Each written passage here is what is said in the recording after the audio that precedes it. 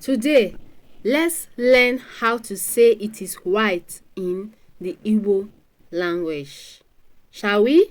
Ka anyị bido.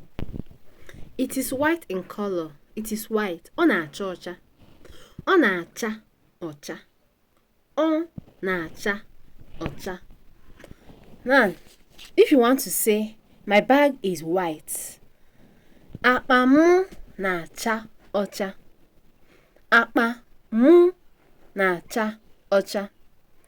If you want to say, her dog is white. Nkịta ya na-acha ọcha. Nkịta ya na-acha ọcha. Now, to say she bought a white bag. Ọ zụtara akpa na-acha ọcha.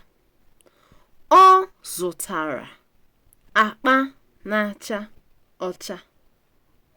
Now, I've got an assignment for you. House in Igbo is ụlọ. Ụlọ. How do we say she bought a white house?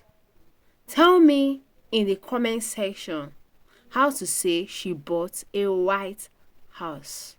Meanwhile, if you are ready to learn the Igbo language in a more structured format, take advantage of our upcoming group Igbo class. Check description and caption for details. Remember to like and share.